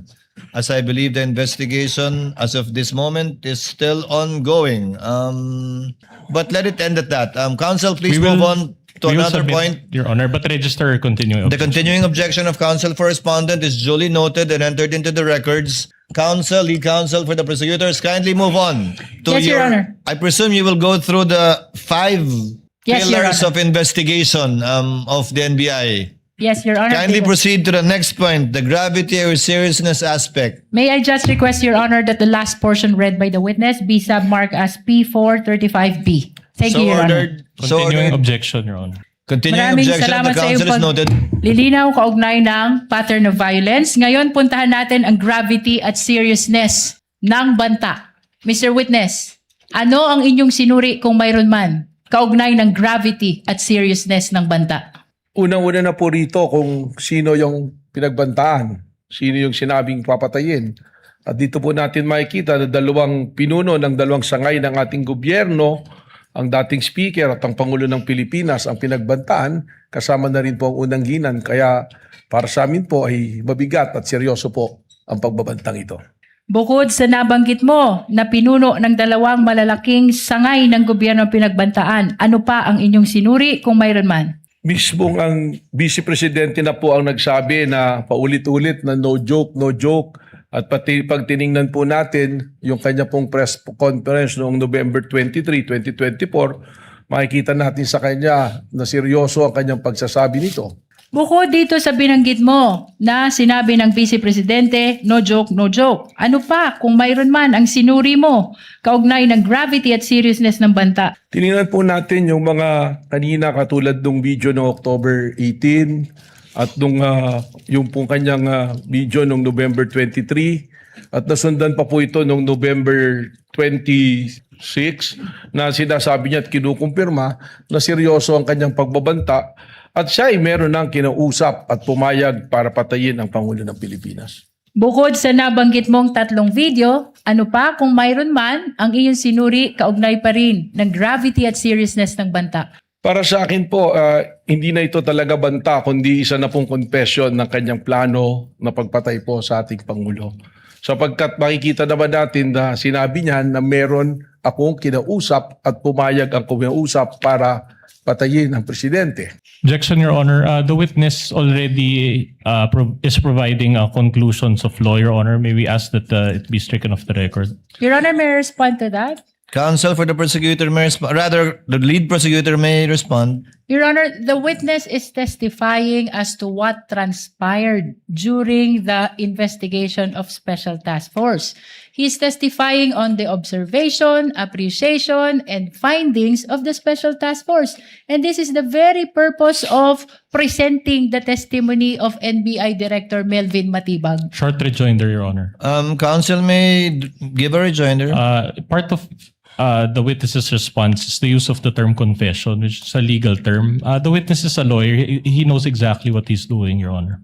Nevertheless, Your Honor, that is the testimony of the witness, and that should be considered by the impeachment court. The presiding officer shall rule, let it stay in the record as part of the narration of the witness, but not as to for the senator judges not to consider it as a conclusion of law, notwithstanding that the witness is the director of the NBI and there is a lawyer and a former dean. That is still not to be used by any of the senator judges as a conclusion of law as to the fact in issue in this impeachment court. Witness may answer. Bukod Rather, sa counsel may binanggit proceed. mong confession, ano pa kung mayroon man ang iyong sinuri, kaugnay pa rin ng gravity at seriousness ng banta? May tuturing po natin ito na mabigat at seryoso sapagkat alam niyo po ang NBI meron po kaming mga foreign counterparts na sa investigation din na patuloy namin pong nakakausap at nakakaugnayan. At kasama po ron aming pinag-uusapan ng mga pangyayari sa kanilang lugar, sa ating lugar at napapag-aralan po kung paano kami magkakaroon po ng collaboration at pagtutulungan. At kung saan po sa amin pong pakikipag-usap rito ay ating pong napag-usapan ang tungkol po sa ginawang pagbabanta ng Pangulo, ng pangalawang Pangulo sa ating Pangulo at lumalabas po sa aming mga usapan na sinasabi na ito ay seryoso na pagbabanta at sinabi pa nga na kung sa kanilang jurisdiction ito nangyari, maaaring hanggang ngayon nakakulong ang nagbanta na Vice Presidente o maaaring natanggal na sa pwesto ang Vice Presidente na nagbanta sa Pangulo. Maraming salamat sa iyong paglilinaw kaugnay ng gravity at seriousness. Puntahan natin yung pangatlong batayan, identity. Mr. Witness, ano ang inyong sinuri kung mayroon man kaugnay ng identity ng pinagmumula ng banta? Ito naman po ay malinaw na na-establish na ng identity at hindi naman po ito itinanggi. Paulit-ulit naman na inamin na ang nagbanta, ang napausap ng papatay ay ang ating pong Vice Presidente na si Vice President Sara Duterte. Bukod sa Vice Presidente Sara Duterte na tinukoy mong pagkakakilanlan ng nagbanta, ano pa o sino pa kung mayroon man, Mr. Witness, ang inyong sinuri dito sa pag-aaral ng identity o pagkakakilanlan?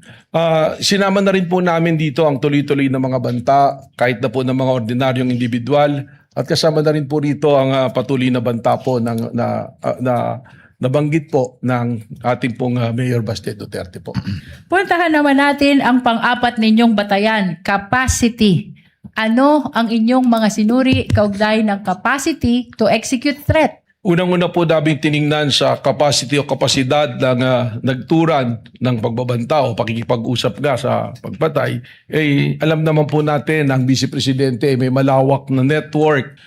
Alam po natin na matagal ding nangungulang Pangulo ang kanyang ama po at sila po regionally ay sila rin kinikilala dyan po sa Davao. Ibig sabihin po marami po silang network na maaari ding ibilang natin dito yung mga men in uniform sa Philippine military po natin, sa kapulisan. Ito po ay ating ipinactor in na kasama po doon sa kapasidad na kayang gawin po ang kanyang sinabing pagpapapatay. Binanggit mo ang network ng dating Pangulo, ganun din na ang ama ay dating Pangulo.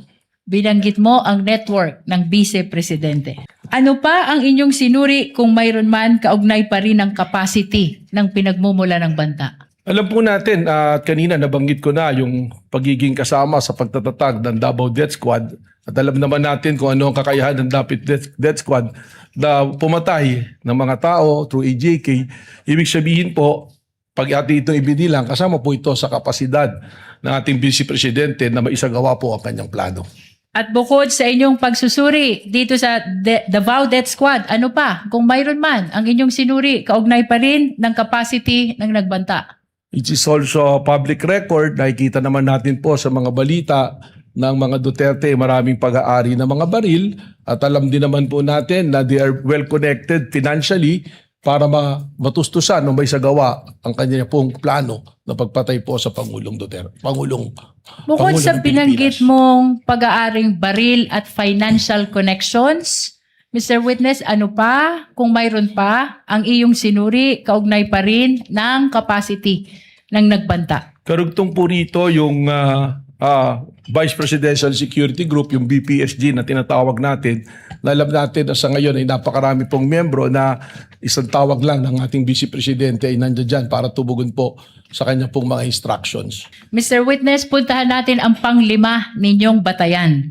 Motive or intention. Ano ang inyong mga sinuri kung mayroon man kaugnay ng motive at intention ng nagbanta? Unang-una po, at nasasad naman ito sa ating pong batas, sa ating konstitusyon, na kung ang Pangulo ng Pilipinas ay mawawala, mamamatay, ang susunod po na uupo by succession ay ang Vice Presidente. So pumapasok po ito sa motibo at sa intensyon. Bukod sa ang Vice Presidente, ang papalit kung mawawala ang Presidente, ano pa ang inyong sinuri kung mayroon man, kaugnay pa rin ang motive at intention ng nagbanta? Dito na po namin sinundan yung tinatawag namin na sunod-sunod at magkakaugnay na pattern na nangyayari. At kaya po namin paulit-ulit na sinasabi na ang banta sa Pangulo ay banta sa ating national security sapagat nakikita po natin na it's creating chaos, yung kakaroon po ng kaguluhan, sunod-sunod po na pagtuligsa sa gobyerno. At yung mga ordinaryong mamamayan na nga po, makikita natin patuloy pong nagbabanta sa Pangulo. Katunayan, marami po kaming monitoring sa social media ng mga banta namin pong sinusundan sa seguridad po ng ating Pangulo. Maraming salamat sa iyong paglilinaw sa 5 batayan na inyong ginamit kaugnay ng investigasyon ng Special Task Force. Kanina'y binanggit mo na maging ang ordinaryong mga tao ay nagbabanta na rin sa buhay ng Presidente. Objection, Your Honor. May we know the question? Allow Your Honor, the I'm just counsel to finish. She is not And yet lay the finished. basis. Binanggit mo na maging ang ordinaryong tao ay nagbabanta na rin sa buhay ng Pangulo. Ano pa ang naging obserbasyon mo na may kinalaman sa naging banta ng Pangulo, ng Vice Presidente sa buhay ng Pangulo? Objection on the use of the word banta, Your Honor. Witness already used that word. Counsel is simply referring to the words used by the witness himself already at this time. Witness may answer. Napansin ko nga po na tumaas ang antas ng kaguluhan sa pamamagitan po doon lamang po sa social media. Kita-kita natin, meron po mga panahon na nating pong Pangulo ay nasa isang event na live. Meron pong mga magko-comment na barilin na yan. Meron pong mga video na nakuha ng ating CCD na mayroong nagkakasa ng baril at ang reference din po ay isang bala lang to sa ulo ng presidente. So yan po yung kapansin-pansin na nagdudulot sa atin ng panganib sa ating Pangulo at sa ating pong pambansang seguridad. Pagkatapos ng mga nabanggit mong obserbasyon sa inyong investigasyon, ano ang inyong ginawa sa Special Task Force kaugnay pa rin ng inyong investigasyon sa banta ng Vice Presidente sa buhay ng Pangulo? Malinaw po ang mandato ng Special Task Force at ang mandato po nito ay patuloy na bantayan ang seguridad po ng ating Pangulo. At hindi lamang po para bantayan ang seguridad ng Pangulo, kundi hanapin at ma-identify kung sino ang kinausap ng Vice Presidente para po patayin ang ating Pangulo.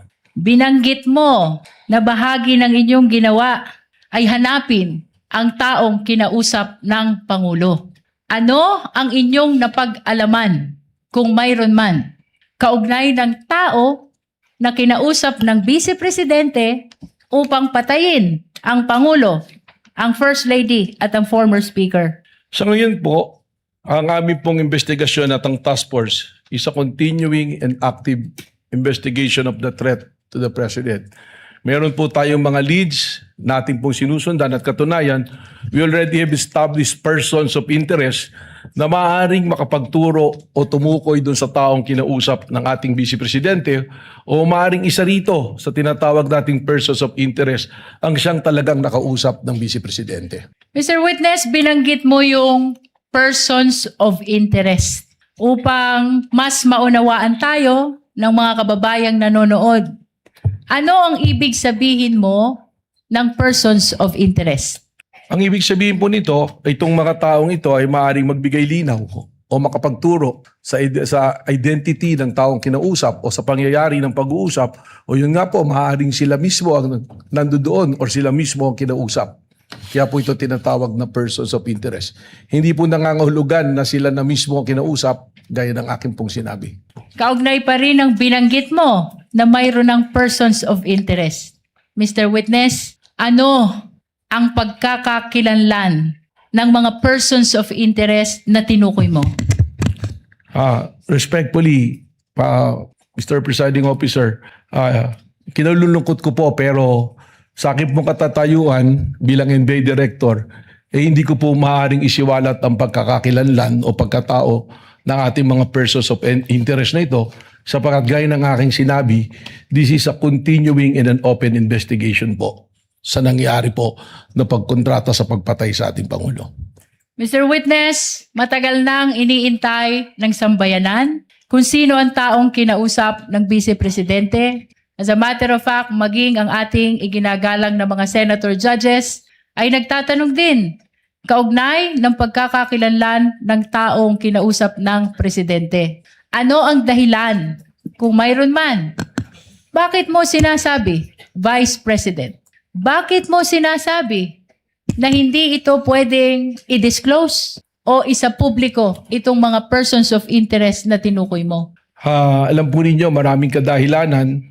Tayo po ay nasa law enforcement. Kapag ang ganito pong bagay na it's an open and continuing investigation ay ating isisiwalat, unang-una pong mangyayari rito ay makukompromiso po ang ating investigasyon. At may lalagay po sa alanganin yung pong ating mga tinatawag na informants o assets na nasa ground na nagbibigay po sa atin ng human intel na tinatawag. At kasama na rin po rito na yung pong aming capability to have successful operation ay makompromiso sapagkat maaaring hindi na po kami pagtiwalaan ng aming pong mga pinanggagalingan na source. Pangatlo po, it will violate the right of privacy po ng mga individual na ating natukoy na persons of interest at meron din po itong kaparusahan under the administrative code na kung ang isa pong information ay confidential, secret, or top secret, eh hindi po ito pwedeng ibahagi basta-basta sa publiko. Ito po ay exception din sa Freedom of Information under po sa Memorandum Order number 15 po ng ating pong Pangulo. Mr. Witness, binanggit mo ang maraming dahilan kung bakit hindi mo pwedeng i-disclose itong pagkakakilanlan ng mga persons of interest. Baguhin ko yung tanong, anong pagkakataon kung meron man na maaari mong ibahagi sa impeachment court na ito ang mga persons of interest na tinutukoy mo? Alam po ninyo, kahit dumating yung punto na matukoy na natin kung sino ang kinausap, we have the right to protect yung pong aming mga informants. Sapagkat ang pinoproteksyonan din po namin dito ay ang institusyon ng NBI. Subalit ito po ay patuloy na pagsusuri at report na tuloy na ginagawa po ng National Bureau of Investigation. Katunayan po, nandirito po sa akin yung mga report ng task force tag as confidential. Kaya pagpamanin po ninyo na talagang hindi ko po ito pwedeng ibahagi na pagpapubliko. Ano Your Honor, yung please. mga... Council correspondent is recognized. Your Honor, considering already the length of time, can we just ask for a 5-minute recess, Your Honor? Actually, I'm about I'm to do all- so as soon as the council for the lead Your Honor- council Your winds Honor, up. I'm about to conclude. As soon as the direct examination is concluded, the chair will declare a recess before we proceed with the request. Would that be okay, council? Okay, Your Honor. Council may proceed. Witness may answer. Mr. Witness, ano yung mga papel na ipinapakita mo kanina? Ito po yung patuloy na pag-uulat, mga minutes ng meeting at mga intel report po na nasagap kaugnay po sa ating isyong pinag-uusapan. Kaugnay ng mga persons of interest na hindi mo pwedeng isiwalat, iyan ba ay bahagi ng mga papel na iyong ipinapakita? Kasama na po ito. Mr. Witness, I'm about to conclude. Ano ang nalabag ng Vice Presidente kung mayroon man? Objection, Your Honor. Kaugnay ng banta niya sa buhay ng Presidente. Your Honor, this is still part of the investigation.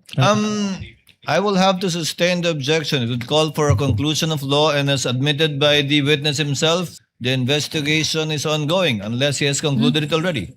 Kindly rephrase, counsel.